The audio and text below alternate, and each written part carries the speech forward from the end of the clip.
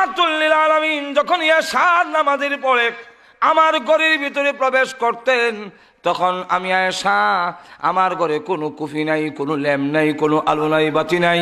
এমত অবস্থায় নবীজির চেহারার সামনে একটা সুইচের ছিদ্র দিয়া সুতা ঢুকাইতে পারতাম। বুঝা পৃথিবীর যত সুন্দর আছে সব যদি একটা ঘরে রাখা হয় আর বাতি না থাকে, সুইচের ছিদ্র তো দূরের কথা, কুদালের ছিদ্র নিতে হবে। আল্লাহু আকবার।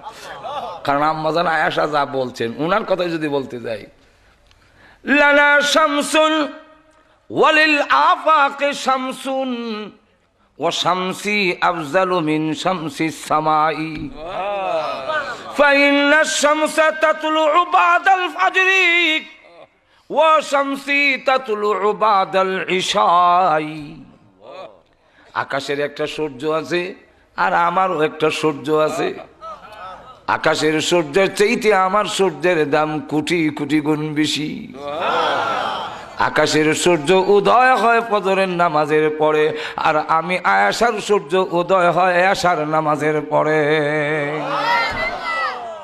কাফেররা দেখে হইতো এই সুন্দর চেহারা কোনদিন পাগলের হইতে, হাঁটু ধরে না, পাগলের হইতে কইছে পাগল যেও না, পাগল পাগল যখন করছে চলো একটু দেখে কোন আলোড়ন সৃষ্টিকারী লোকের যদি বদনাম করে, হে পাগল তারা করতো না, কারণ বদনাম করলে হের আর বাড়বো। হাঁটু ধরে কর না, যত সমালোচনা করবো অত হিবার আর বাড়বো আর হে কমবো। মাজরে কোন ঠিক কিনে তো রসুলের যখন কয় পাগল যায় না, হেরার ভিতরে স্পিড আরো বাড়ছে। কত হলো পাগলটা দেখেই গেছে পাগল দেখতে, কাবাগরের সামনে গিয়া দেখে রসুল দাঁড়িয়ে কোরআন শরীফ পড়তেছে, আর রসুলের চেহারার আলোতে কাবাগরের দেওয়াল আলোকিত। দেখি কয় এই চেহারার লোক কোনোদিন পাগল হইতে এলো। এক, দুই নম্বর হইল অন্য মানুষের শরীরের মধ্যে মশা মাছি বসে না এমন কোন ফিরাউলি আল্লাহর জমিনও নাই, কিন্তু নবীজির শরীরে মশা মাছি বসে নাই। কেন? কোনো মেডিসিন দিয়ে রাখছে? তাহলে কেন? আল্লাহ নিষেধ করে দিছেন আমার রসুল সম্মানিত, বসবি না। এই কারণে রসুল সাল্লাল্লাহু আলাইহি সাল্লামের যে ছায়া দেখে নাই সাহাবাই কারাম, ঈদের থেকে আমরা দেশের অনেক বিভ্রান্ত হয় যে রসুল যদি নূরের তৈরি না হতো, রসুল যদি মানুষ হইতেন তো ছায়া পড়তো। ইমন তার সিরা, কারণ যোগ্যতা কম থাকলেই ফেস লাগে। হাদিস দুই রকম। এক হাদিস সাহাবাই কেরাম বলেন রসুলের কোন ছায়া আমরা দেখি নাই। আম্মাজান আয়েশা বলেন আমি দেখছি।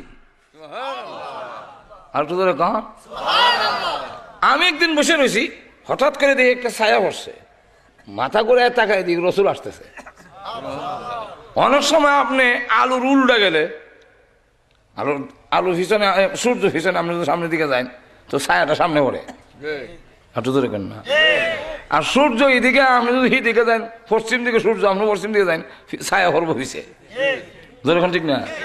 তো রসুল এইভাবে যখন আইতেছে ছায়াটা আগে পড়ছে, আম্মাজান চাইছেন কে আইতেছে, এমনি রে রসুল আসতেছেন। তো আম্মাজান আয়েশা বলে আমি ছায়া দেখছি। সাহাবায়ে কেরাম আমরা তো দেখলাম না। তো দেখলাম না দেখছি, দুইটার কেমনে মিলিত? এটার মিল হইল মুহাদ্দিসিনে কেরাম এর তাতবিক দিছেন, মিল দিছেন। রসুল যখন স্বামী হিসাবে, আম্মাজান আয়েশা সিদ্দিকার স্বামী হিসাবে, আদমের সন্তান হিসাবে ঘরে যেতেন, তখন তার ছায়া মুবারক দেখা যেত। আর নবী যখন নবুয়তের শান নিয়ে ঘর থেকে বের হতেন, তিনি নবী, তার পিছনে যারা আছে তারা তার সাহাবী।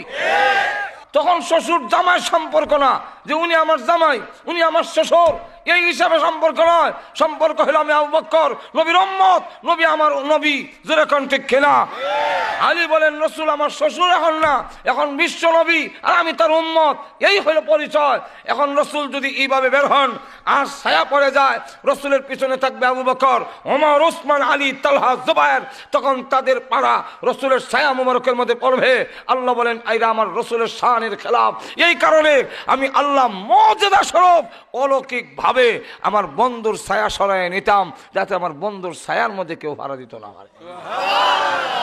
এটা হলো মর্যাদা। এর আলোচনা করার নাম হইল